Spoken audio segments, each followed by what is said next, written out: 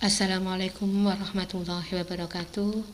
Selamat pagi para siswa baru SMK PGRI 1 Sentolo tahun pelajaran 2021-2022.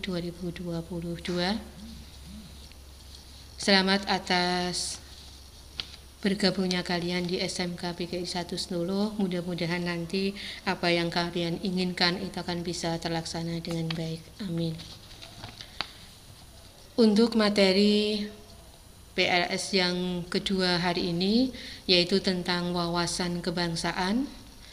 Tentu saja kalian selaku warga negara perlu tahu apa dan bagaimana bangsa Indonesia itu, sehingga nanti kalian akan bisa bersikap, bertingkah laku, berpandangan sebagai warga negara yang baik. Nah, materi wawasan kebangsaan ini Ibu ambil dari videonya Bapak Matias Siraleter S. Phil pada waktu beliau memberikan MOS di SMP Kaverius di Bandar Lampung. Jadi materi ini Ibu ambil dari sana dan saya kira akan sangat berguna bagi kita semua. Kita lihat bahwa ini adalah peta wilayah di Indonesia. Wilayah kita sangat luas, sebagian besar terdiri dari perairan yang mengelilingi pulau-pulau di negara kita yang jumlahnya ribuan. Tentu saja kita harus bangga menjadi bangsa Indonesia yang sangat subur dan makmur. Ini dengan beragam, beraneka ragam perbedaan kita. Materi yang akan kita bahas pada wawasan kebangsaan ini ada 4 macam. Yang pertama tentang makna wawasan kebangsaan, yang kedua perjuangan mewujudkan bangsa Indonesia, kemudian yang ketiga kekayaan Indonesia sebagai bangsa, dan yang terakhir adalah apa yang harus kita lakukan sebagai anak bangsa dalam menjaga keutuhan negara dan bangsa Indonesia. Baiklah para siswa, kita mulai dari yang pertama. Apa itu wawasan kebangsaan? Kalau dari kata-katanya kita bisa melihat bahwa wawasan kebangsaan terdiri dari kata wawasan dan bangsa. Wawasan yaitu cara pandang tentang diri kita dan lingkungan kita. Kemudian bangsa itu kalau menurut Bung Karno berarti himpunan masyarakat yang bersama-sama tinggal dalam suatu wilayah yang merupakan satu kesatuan geopolitik. Oleh karena itu, wawasan kebangsaan Indonesia itu punya pengertian cara memandang diri dan lingkungan kita, baik itu orang, suku, agama, ras, kebudayaan, kelompok, golongan, dan lain-lain, dari Sabang sampai Merauke sebagai satu kesatuan atau sebagai sebuah keluarga besar yang disebut Indonesia. Yang kedua, yaitu tentang perjuangan mewujudkan bangsa Indonesia, itu melalui beberapa tahap. Yang pertama yaitu perjuangan fisik, yang kedua yaitu Sumpah Pemuda, yang ketiga perumusan Pancasila, yang keempat proklamasi, dan yang kelima Undang-Undang Dasar Negara Republik Indonesia tahun 1945. Kita mulai dari awal yaitu perjuangan fisik.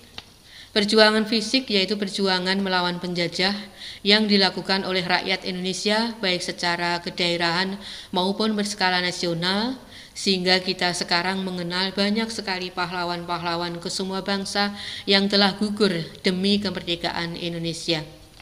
Oleh karena itu, kita harus menghormati dan menjunjung tinggi serta mendoakan para pahlawan tersebut. Tetapi kalau kita lihat keadaan sekarang ini, kita bisa melihat banyak terjadi korupsi, pembakaran hutan di mana-mana, kemudian penebangan kayu secara ilegal yang tentu saja sangat merusak lingkungan kita. Kemudian ada penyalahgunaan wewenang dan lain-lain. Kemudian yang selanjutnya itu tentang Sumpah Pemuda. Pada tahun 1928 para pemuda mengucapkan sumpah, jadi kelompok-kelompok pemuda bersatu mengucapkan sumpah bahwa kita akan berbangsa satu, bertanah air satu, menjunjung tinggi bahasa persatuan, yaitu Indonesia. Tapi berpuluh-puluh tahun kemudian, keadaan sekarang kita itu banyak sekali perubahan karena mungkin juga proses globalisasi dan sebagainya. Yang terjadi di kita sekarang ini, di sekolah-sekolah, itu sudah terbiasa, ada kebiasaan menyontek. Mungkin kamu sudah merasakan sendiri, mungkin ada yang tidak pernah menyontek, tapi itu sangat jarang. Jadi kalau kita ulangan, kita seringkali berusaha untuk mendapatkan nilai yang baik dengan cara yang kurang benar, yaitu menyontek. Kemudian kita melihat banyak sekali tawuran para pelajar di mana-mana, meskipun tidak semuanya. Kemudian ada sebagian kita juga yang mengkonsumsi narkoba, yang kesemuanya itu tentu akan merusak masa depan generasi muda. Memang tidak kita pungkiri, tidak sedikit anak muda yang berkreasi besar sampai keluar ke mancanegara, tapi sebagian kita itu masih melakukan kebiasaan-kebiasaan yang kurang baik ini. Oleh karena itu, marilah kita bersama-sama untuk menyadari diri bahwa hal-hal yang kurang baik itu akan sangat menghambat kita nanti di masa depan. Kita melihat bisa di sini kebiasaan penyontek, tawuran, kemudian pengonsumsi narkoba, dan sebagainya. Kemudian selanjutnya tentang proses perumusan Pancasila sebagai dasar negara kita. Proses itu melalui proses yang panjang dari sidang BPUPKI sampai nanti disahkan oleh PPKI. Kamu bisa melihat di slide, bisa kamu baca. Kemudian Pancasila itu merupakan intisari nilai-nilai luhur bangsa Indonesia yang dirumuskan dalam 5 sila. 1. Ketuhanan yang Maha Esa. 2. Kemanusiaan yang adil dan beradab. 3. Persatuan Indonesia. 4. Kerakyatan yang dipimpin oleh hikmat kebijaksanaan dalam permusyawaratan perwakilan. Dan yang kelima adalah keadilan sosial bagi seluruh rakyat Indonesia. Sudahkah kita melaksanakan kelima sila tersebut? Kita jawab masing-masing diri kita, sudah seberapa jauh kita melaksanakan Pancasila dalam kehidupan sehari-hari. Kemudian selanjutnya dilanjutkan dengan proklamasi. Kita tahu dari sejarah bahwa pada waktu vakum kekuasaan di negara kita oleh penjajah, maka kita melaksanakan proklamasi kemerdekaan ini. Teks proklamasi kemerdekaan Indonesia ditandatangani oleh Soekarno dan Muhammad Hatta atas nama bangsa Indonesia dan disampaikan oleh Insinyur Soekarno di Pegangsaan Timur, Jakarta. Sehingga pada setiap tanggal 17 Agustus kita peringati sebagai Hari Kemerdekaan Republik Indonesia. Kemudian yang selanjutnya adalah Undang-Undang Dasar Negara Republik Indonesia tahun 1945. Sebagai konstitusi negara, Undang-Undang Dasar Negara Republik Indonesia tahun 1945 disahkan pada tanggal 18 Agustus 1945 oleh PPKI, yaitu tertuang di dalam naskah Undang-Undang Dasar Negara Republik Indonesia tahun 1945. Dan pada perjalanannya Undang-Undang Dasar ini pernah kita rubah. Nah, perubahan Undang-Undang Dasar RI tahun 1945 ini melalui 4 tahap. Perubahan pertama dilaksanakan pada tahun 1999. Kemudian perubahan kedua dilaksanakan pada tahun 2000, perubahan ketiga pada tahun 2001, dan perubahan keempat pada tahun 2002. Perubahan itu mencakup 21 bab, 37 pasal, dan 170 ayat. 3 pasal aturan peralihan dan 2 pasal aturan tambahan. Kemudian yang ketiga tentang kekayaan Indonesia sebagai bangsa. Sebagai bangsa yang besar, Indonesia itu sangat kaya dalam berbagai macam hal. Keanekaragaman kita sangat banyak dan itu sebenarnya sangat menguntungkan bangsa Indonesia. Yang pertama, suku bangsa. Di Indonesia ada sekitar 15 suku. Jadi banyak sekali suku di Indonesia dari Sabang sampai Merauke.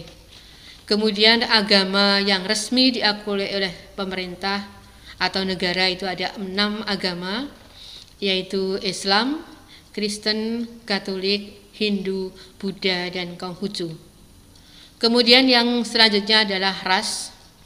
Di Indonesia itu didiami bermacam-macam ras. Ada Melayu, ada India, ada Arab, ada Cina, dan lain-lain. Kemudian yang selanjutnya yaitu budaya. Ada banyak ragam budaya di Indonesia dari Sabang sampai Merauke yang semuanya berpotensi sebagai wisata kalau bisa kita kembangkan dengan baik. Oleh karena itu, maka perbedaan yang ada di Indonesia itu bukan untuk kita tonjol-tonjolkan, tapi untuk kita rawat bersama-sama menjadi satu kesatuan yang bisa mengeratkan kita selaku bangsa Indonesia. Nah, itulah para siswa materi tentang wawasan kebangsaan. Dengan sedikit materi tadi, harapan kami kamu nanti akan bisa mengembangkan sendiri, sehingga nanti kamu akan lebih tahu banyak tentang negara kita, termasuk di wilayah kecil, yaitu wilayah mungkin kabupaten, mungkin provinsi, dan selanjutnya negara. Tiap-tiap kabupaten tentu punya program masing-masing, termasuk bagaimana wawasan tentang kekabupatenan itu.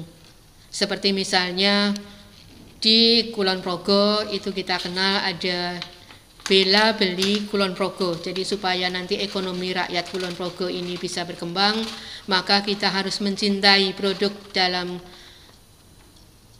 Kabupaten Kulon Progo sehingga produksi Kulon Progo ini akan bisa berkembang menggiatkan ekonomi di wilayah Kulon Progo, dan mungkin di wilayah-wilayah lain juga diharapkan akan seperti itu. Secara umum di negara Indonesia kita harapannya bisa mencintai produk dalam negeri, mencintai produk dalam negeri, menggunakan produk dalam negeri sehingga nanti potensi ekonomi Indonesia itu akan bisa berkembang dengan baik. Nah, kemudian yang keempat itu adalah apa yang harus kita lakukan selaku generasi muda, selaku pelajar untuk bisa menjaga keutuhan negara dan bangsa Indonesia. Nah, untuk yang keempat ini akan Ibu jadikan sebagai post-test pada materi wawasan kebangsaan kali ini. Nah, oleh karena itu, setelah kita membahas tentang wawasan kebangsaan ini, coba kalian sebutkan 3 hal yang bisa kamu lakukan sebagai pelajar atau generasi muda dalam ikut serta menjaga keutuhan negara dan bangsa Indonesia. Bisa itu di lingkungan rumah kamu, di lingkungan sekolah maupun di lingkungan masyarakat. Nah, jawaban itu nanti bisa kamu kirim ke panitia PLS. Demikian tadi yang bisa Ibu sampaikan dalam materi wawasan kebangsaan. Mudah-mudahan materi ini ada manfaatnya bagi kita semuanya. Dan Ibu akhiri, wassalamualaikum warahmatullahi wabarakatuh.